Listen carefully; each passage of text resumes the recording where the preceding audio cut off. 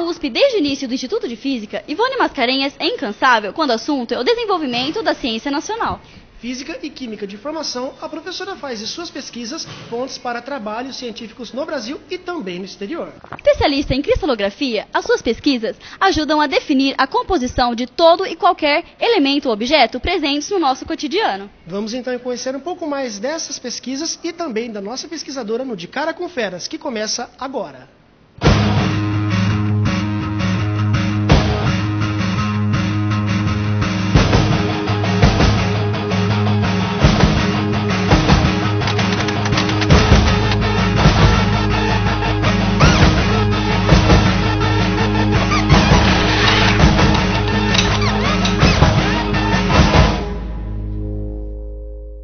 Olá, professora Ivone. Bom, em primeiro lugar, eu queria saber o que incentivou a estudar sobre ciência numa época que tinha tão poucas mulheres nessa área. De onde veio essa vocação? Eu quando tinha mais ou menos a idade de vocês, eu era muito interessada em literatura, arte, línguas. Eu fiz o curso clássico, que antigamente o curso colegial, com o segundo grau, era dividido em curso clássico e científico. Mas quando chegou lá pelo meio do curso clássico, apesar de ser um curso clássico, nós tínhamos bons professores. E os professores são muito importantes para decidir a nossa vocação. Então, eu tive um professor de química que era muito legal. E quando começou principalmente a química orgânica, eu achei fantástico.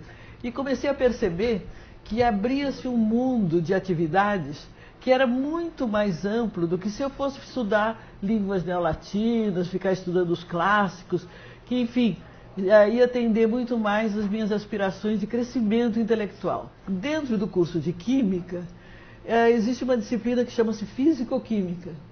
E eu percebi que se eu não tivesse um pouco mais de conhecimento de matemática e de física, como aquela área me interessava muito, eu precisaria me aprofundar também em física.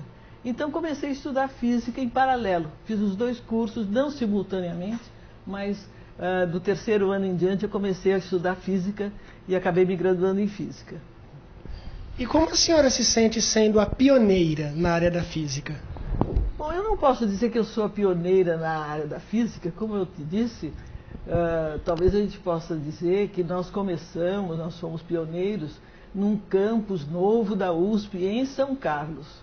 Não é propriamente pioneiro na área da física. Na área da física houve muitas mulheres que se destacaram até muito mais do que eu em outras dessa mesma atividade. Quando nós viemos para São Carlos, embora nós tivéssemos muitas dificuldades, por outro lado foi muito estimulante começar uma tarefa nova, começar um laboratório, enfim, encontrar um ambiente bem diferente do que nós tínhamos no Rio, vocês bem podem imaginar, e chegar aqui em São Carlos, uma cidade pequena, naquele tempo tinha cerca de 40 mil habitantes, mas a escola de engenharia atraiu bons alunos. Então nós tínhamos um ambiente efervescente de ensino, introdução a práticas, que era uma coisa que não se fazia muito, mas nós aqui, eu, o Sérgio Mascarenhas e outros professores que vieram depois de nós, se juntaram a nós demos muita ênfase ao ensino experimental. E por ser mulher, houve algum tipo de preconceito no mundo acadêmico? Você sabe que eu acho que até que o Brasil é um lugar bastante liberal quanto a isso. Eu não senti propriamente dificuldade. O que acontece no Brasil e também no exterior, provavelmente, é que as lideranças que estão principalmente nos altos escalões administrativos são formadas por homens. E muito raramente uma mulher é chamada para fazer parte desse clube do Bolinha, como falou já o Lula há tempos atrás. Mas gradualmente as mulheres estão entrando também nessa área. Professora, a senhora acha que de alguma maneira ajudou a trazer mais mulheres para a área de pesquisas em física e química? Eu nunca tive essa intenção seletiva, mas sem dúvida passaram muitas mulheres pelo nosso laboratório e muitas delas seguiram carreira acadêmica, estão fazendo um bom trabalho em outras universidades. Então eu sempre recebi com muito interesse a colaboração de mulheres que vieram fazer mestrado e doutorado comigo. E o que trouxe a senhora aqui a São Carlos? E como foi o início dessa carreira acadêmica aqui na USP? Olha, na realidade, embora o Rio seja uma cidade maravilhosa, ela não era propriamente o melhor lugar para você ter um bom emprego, um bom salário. Porque no Rio praticamente não existia naquela época nenhuma posição em tempo integral. Então, a maioria dos pesquisadores, do pessoal acadêmico, trabalhava em vários lugares para poder, somando um saláriozinho aqui, mais outro ali, ter uma vida razoável. Professora, quais as áreas da pesquisa que a senhora se especializou? Bom, eu posso dizer que me dediquei principalmente a uma área que começou no início do século XX, quando von Laue conseguiu estabelecer que raios-x eram ondas eletromagnéticas. E logo em seguida, Bragg, o pai e o filho, eles fizeram experimentos mostrando que se podia calcular imagens de moléculas ou de átomos usando dados de difração de raio-x. Então, uma vez que isso começou, criou-se esse campo da cristalografia estrutural.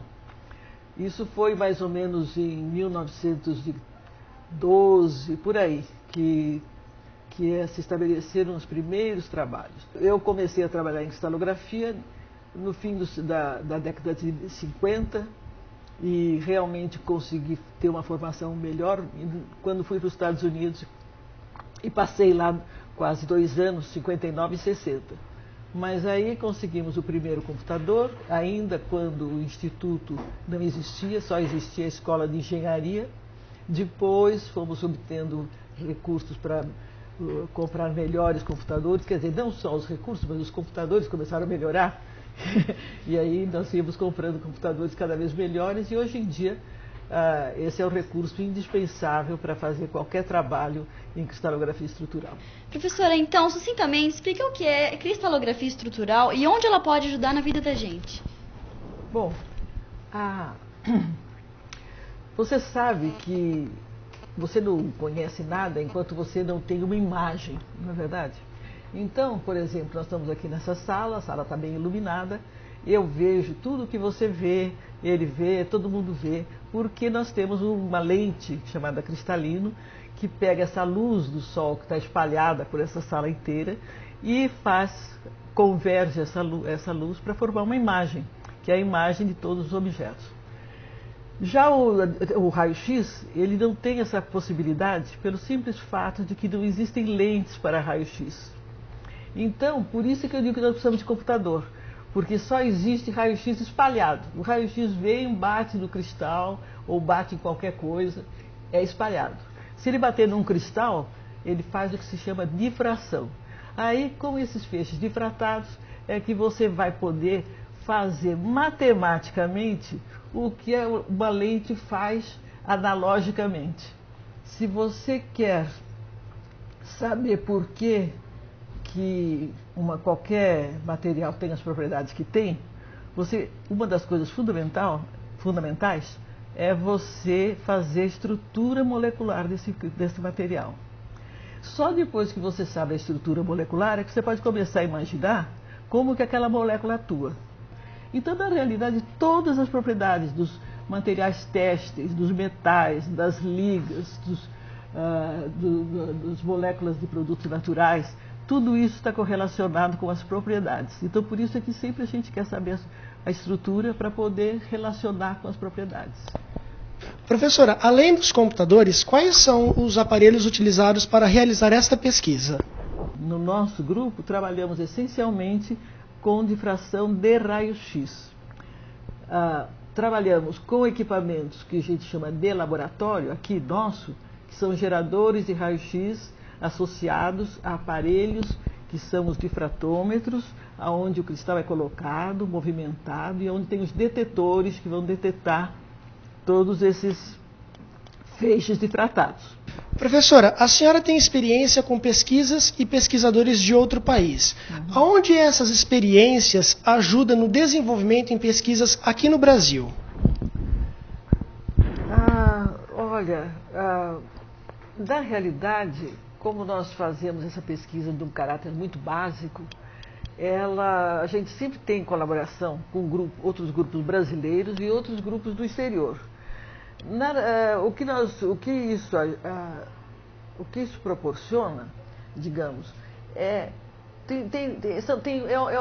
uma rota com duas mãos, né? Por um lado, se algum pesquisador do exterior que tem contato conosco aqui produziu material que ele não tem muita chance de ver analisado lá na Inglaterra, na Alemanha, no Japão, seja lá onde for, ele pode eventualmente entrar em contato conosco, nós fazemos uma parte do trabalho aqui, ele faz uma parte do trabalho lá, e a gente, em geral, publica, ou patenteia, ou faz o que tiver que fazer. Então, essa colaboração é uma coisa que, em geral, beneficia os dois lados, né? Em alguns casos, por exemplo, nós não teríamos condições, às vezes, de produzir um material aqui. Então, tem lá um especialista que só faz isso no exterior. Então, se estabelece a colaboração. Professora, a senhora já foi casada, teve filhos e netos. Como foi conciliar, como foi dar conta da vida profissional e pessoal? Isso daí é um problema que, hoje em dia, a gente resolve muito com o compartilhamento de responsabilidades entre o pai e a mãe, né? Hoje em dia já não entendo mais que só a mãe seja responsável para cuidar dos filhos, né? Eu conheço muitos casais que são mais modernos, né, em que os dois participam. No meu caso, foi uma coisa fantástica eu poder morar em São Carlos, né, porque eu não tenho problema de condução. Eu digo que eu moro quase que no quintal da USP, a uma quadra daqui. Então, eu vou e volto, meus filhos às vezes apareciam por aqui quando estavam precisando de alguma coisa. Eu tive muita sorte de ter boas colaborações com empregados, gente de São Carlos que me ajudou muito. Então, eu acho que tudo convergiu para que a gente pudesse fazer a vida que nós fizemos, né? Professora, voltando para a parte das pesquisas, qual é a pesquisa que a senhora está desenvolvendo agora? Olha, neste momento, eu poderia dizer que eu tenho um aluno de doutoramento só. E esse aluno está trabalhando com polímeros. Os materiais poliméricos são muito interessantes. Aliás, tanto na natureza, assim, in natura mesmo, né? Você vê quase tudo que existe na natureza, principalmente nos seres vivos, tem polímeros, né? O DNA é o polímero-chefe, digamos assim, o rei dos polímeros, que ele manda em tudo, existe em todos os seres vivos. Agora, o homem, naturalmente, com o seu conhecimento de química, começa a produzir polímeros que são sintéticos e que têm aquelas propriedades que eu diria que são as desejáveis, né? Então, no nosso caso, todo conhecimento é uma cadeia, né? Então, nós estamos daquela parte da cadeia em que nós estamos, meu aluno, aliás, está tentando produzir polímeros em condições variadas, faz difração de raio-x, procura ver como é que é a estrutura, tem algumas propriedades que ele mede, para ver como é que estão as propriedades, e assim vai indo. Então, eu estou interessado em polímeros, tanto polímeros naturais como polímeros sintéticos. Na sua opinião, quais devem ser os principais objetivos de um pesquisador? Eu acho que o pesquisador, assim como o poeta, o músico, né, a pessoa que faz literatura, literato, eles procuram se expressar. Há pessoas que têm mais necessidade de se expressarem do que outras. É uma questão aí que ainda está para se entender direito por que a mente humana é assim, né? Umas pessoas são mais conformadas, outras precisam fazer coisas diferentes. Então, cada um vai buscando o seu caminho. E é muita sorte quando a gente encontra um caminho no qual a gente consiga realmente avançar e obter bons resultados. Então, acho que por isso as pessoas têm que procurar se analisar. Eu acho que o tempo todo você tem que estar procurando se analisar para ver se é aquilo mesmo que você quer. E uma vez que encontre um caminho, ter muita perseverança, ter muita paciência, que o resultado virá. Professora, a senhora já fez tanta coisa assim na área da ciência, e tem ainda mais alguma que a senhora gostaria de realizar? Tem muitas. A vida é curta. Na realidade, a ciência a nossa ciência do século XXI, ela é tão vasta, tão diversificada, que a gente não tem tempo de se dedicar, não tem tempo hábil para se dedicar a tudo, né?